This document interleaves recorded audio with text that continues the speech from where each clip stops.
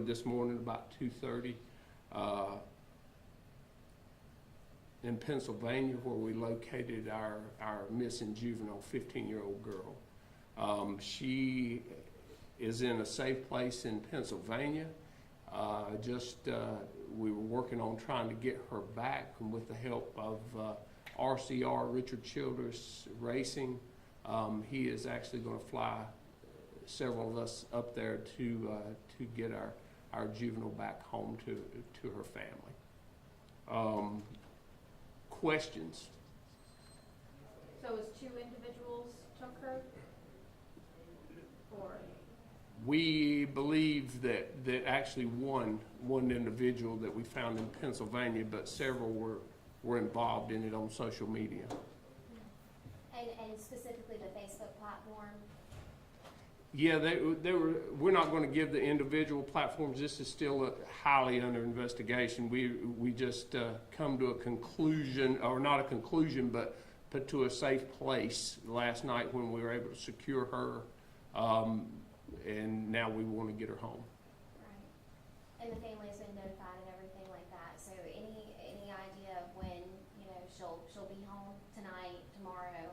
We're going to leave shortly after this. We're leaving to fly up there and get her, and we should have her back to her family later this evening. This has been the second situation in about is it a month and a half that something similar to this has happened in Davidson County. Is there a message you have for parents about watching their kids on social media? Well, and it's a thing that probably the kids know more than their parents do about social media. It's sad that it is, but that's the way it is.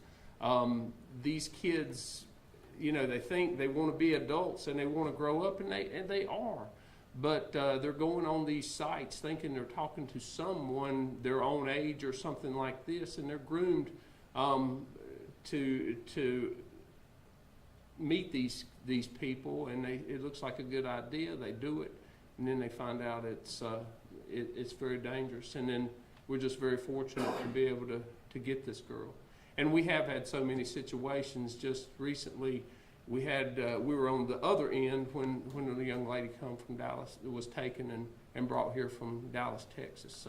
So it's everywhere. It's a nation that's being taken by this. Our kids are in very much danger.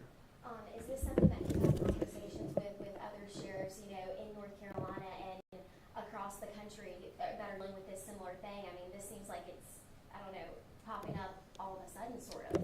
We work with hearing more about it. We work with all our agencies. I would like to give credit where this particular case, all the players that were in this one was, we actually, after we got involved in it, we saw that the young lady was taken, was abducted, and so we quickly contacted the SBI, North Carolina State Bureau of Investigations, and also the FBI.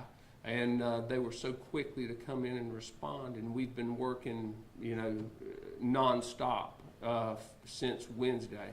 Our patrol units, we got out and worked. Our patrol units have helped. Just a combined effort to get this under control and come out with a happy outlook.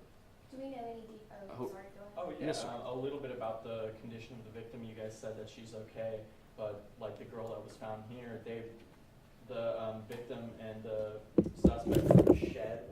In this case, how was the victim found?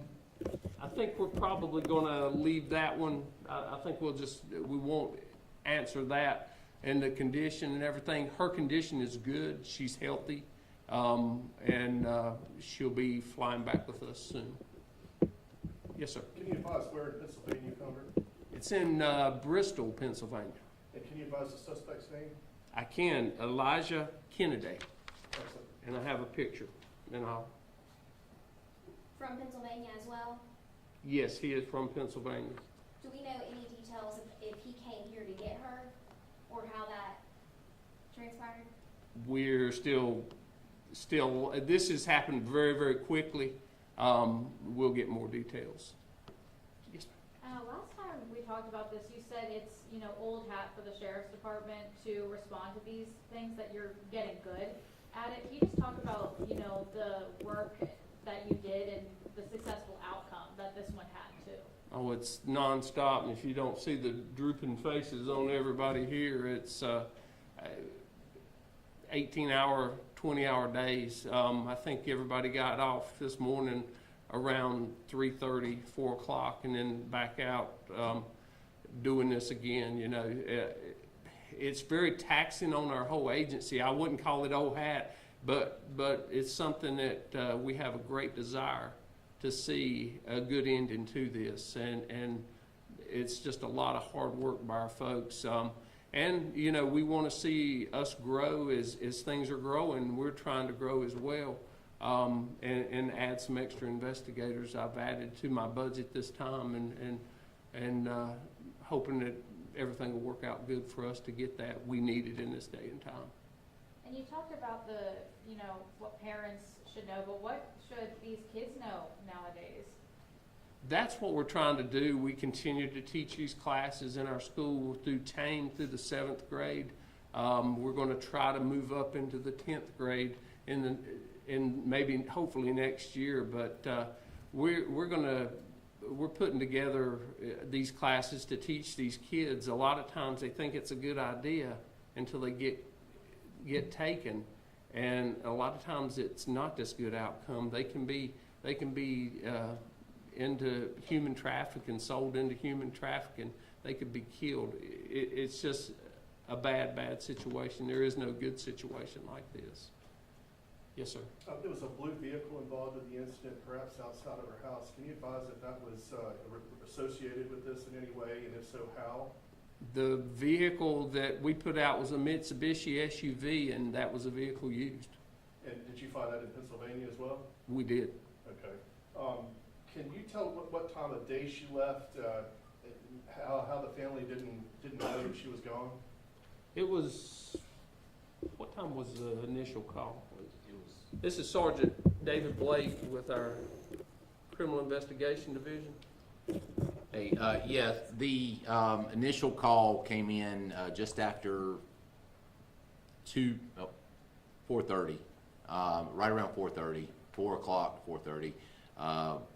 And this particular young lady is remote learning, so she was home supposed to be doing her schoolwork while parents were working, and that's kind of why the explanation for why and when. Was that 4 p.m.? Yes. Okay. Can you comment on why you're calling it abduction? I think the original release said that it was because maybe she went willingly, or was it a runaway? Maybe. Can you? So yeah, the as to, I don't want to get too into detail, but I do want to elaborate that a 14, 15, 13-year-old child can't leave with an adult without the permission of the parents. That is abduction.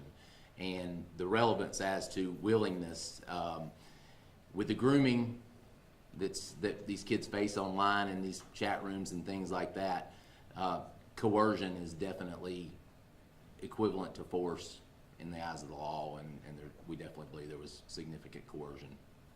Were the parents at home at the time this happened? No, they were at work. Okay. And that's one more thing too.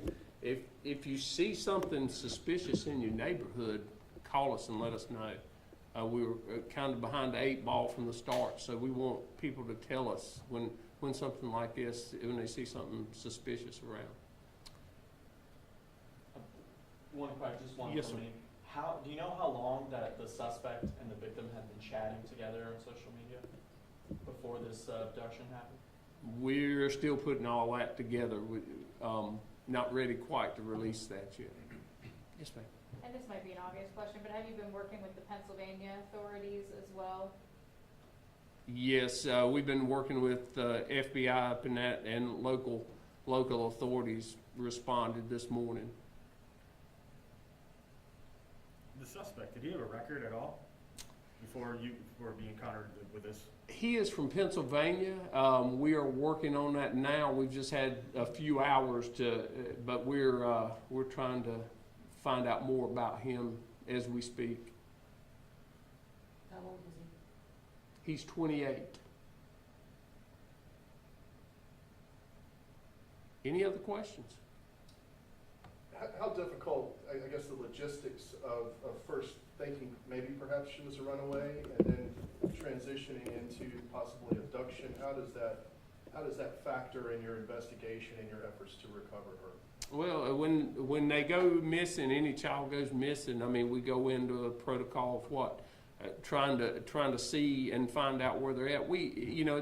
Happens a lot. Missing or children run away, or and then we're able to find them as we went on in our investigations, looking into and we're not going to give out our secrets of what we look for, because it's easy to defend after that. But we as we looked into it, it became very obvious of what was going on.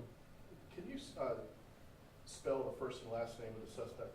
Yes, his first name Elijah, Elijah.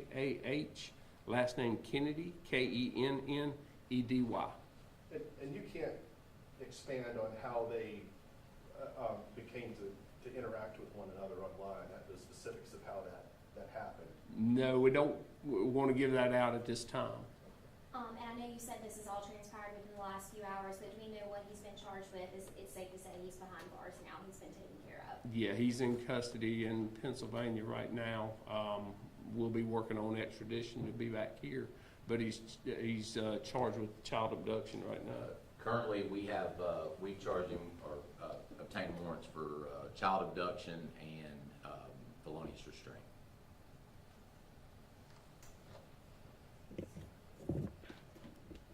Anything else? And you said that this was the 29th. That's when y'all first got the call. This has been about a week now. From what we know, she's been with him the whole time. Yes. Yes. Can you advise the agency that physically located her, FBI or local officials? Do we know? Good morning, everybody. I'm Philip Spainhour. I'm the Supervisory Senior Resident Agent for the Charlotte Division Greensboro Resident Agency. Obviously, we partnered with Davidson County Sheriff's Office, one of their partners at the State Bureau of Investigation. She was recovered early this morning by FBI agents in the Pennsylvania area, as well as with local law enforcement, as he said, with the Bristol Police Department. Thank you for that. Yes, sir. And again, as the sheriff said, like the biggest thing that he's been the proponent of this is online safety for our young people. Particularly these cases, as the sheriff has said, and we've been in front of you a couple times now in recent months, they keep coming up and the complexities of the cases keep increasing.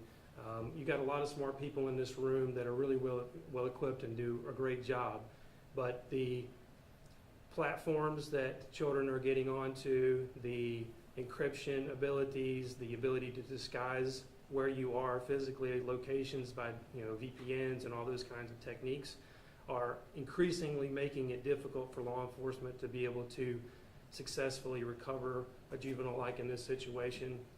It's making investigations increasingly complex. As it has for our assistants in the State Bureau of Investigation's assistance on this case, without getting into the details, has involved multiple FBI field offices because of those kind of issues with being able to track and locate where subjects of investigations might be, or in this case where the victim of an investigation might be. So again, I would just stress that parents are really advocating for strong online safety for their children, because unfortunately children are increasingly getting kind of sucked into these platforms, talking to people online. They think they know who they are, but predators online are particularly sophisticated. They're really good at grooming techniques. They're really good at falsifying who their true identity is, so that these victims think they're talking to someone, and in actuality they're talking to someone completely different. They could be a sex offender. They could be, who knows who they could be. They could be someone not even in the United States. They could be someone overseas. We have a lot of sextortion cases that come up in that same kind of realm, where we've had an increase in those type of situations where someone gets online, they think they're talking to another teenager, they agree to exchange explicit material, and then immediately they're extorted for money. And unfortunately, really unfortunately, tragically, some of those have ended in the child victims ending in suicide. So again, we just really need to try to advocate for strong online safety, and we really have to have that through the parents of these children, along with all the law enforcement agencies that put out strong online safety tips to use in your own home. So, thank you. Could you give us an assessment of how many cases of this you deal with in North Carolina? Something. I can't give you a statistical number because I wouldn't want to tell you something that's inaccurate, but as the sheriff's office said, it's increasingly, it doesn't seem to go down. It seems to always increase, unfortunately. And the sheriff mentioned that the young lady was found in good condition. Can you advise if she was assaulted or injured in any way? We're not going to go into the details of the investigation. We're very, very happy, and thank God that she was recovered safely. And obviously, this whole group has, as the sheriff said, tirelessly and persevered through a lot of challenges in this type of investigation to get to this successful conclusion today. And we're just really thankful that she's recovered successfully, and we'll continue to work through the investigation in multiple jurisdictions as that normally would play out through traditional investigative methods. You mentioned that this is very difficult. It's getting increasingly difficult with these online methods that predators are using. But if you could give one piece of advice to parents, what would that be? Talk to your children. Know what your children are doing. Have these open conversations with your children about what platforms they're on. Because even in the most restricted situations, we seem to find that children find a way to communicate outside of their parents' and their friends' knowledge. And they, particularly when children are isolated, they find a way to communicate with someone, and they find a way to communicate with sometimes someone that they should be communicating with. Like in this situation, it unfortunately turns into a bad situation. Luckily, we're very all thankful that this one resolved in us being able to successfully recover her. Could you, just for deadline's sake, spell your first and last name and your position with the FBI? Sure. Philip is my first name, Phillip. Spainhour is my last name, Spainhour. I'm the supervisory senior resident agent for the Greensboro Resident Agency of the Charlotte Division of the FBI. It just seems like parents want to wait till it's already happening before they want to respond to this. You need to train your kids on the grooming tactics that these predators are using. I mean, have them prepared. Be prepared. We're very thankful. God blessed us in this occasion and has protected this young lady. Lots of prayers have gone up from these people working, along with working hard. We've been praying for her too, and it just worked out really great for us. And again, I thank you all for coming, for responding, and for helping us get the message out. That's what it's all about, is we've got to get aggressive to make sure this happens. So thank y'all so much, and we'll end it right here. Thank y'all. Thank you.